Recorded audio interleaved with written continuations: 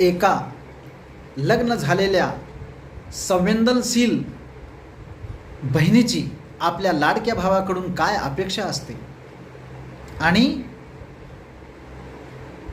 त्याला काय विनंती करते आणि केविलवाण्या आवाजामध्ये काय म्हणते त्याला. हरिबंधू माझा सिपाया देई मजला रुपाया, दिवाळीच्या सणाला चोळीच्या खणाला, दिवाळीच्या सणाला चोळीच्या खणाला. अरे नको घमेंड करू दादा श्रीमंती पायी, ही दुबळी बहीण काही मागणार नाही, ही दुबळी बहीण काही मागणार नाही.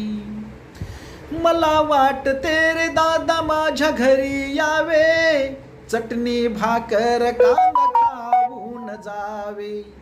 वाट पाहते रे दादा तू का येत नाही, ही दुबळी बहीण काही मागणार नाही, दुबळी बहीण काही मागणार नाही.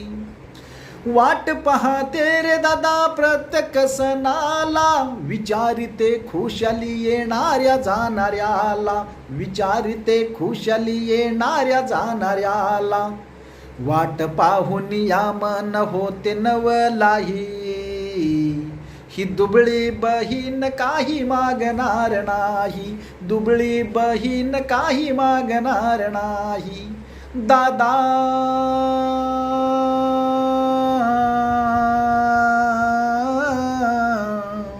दादा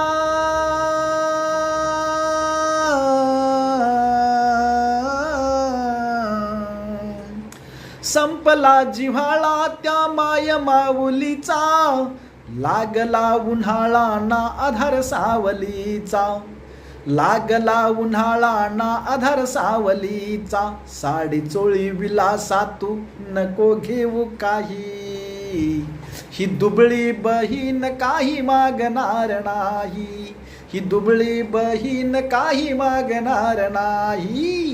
पण नको घमेंड करू दादा श्रीमंती पायी, ही दुबळी बहीण काही मागणार नाही, दुबळी बहीण काही मागणार नाही.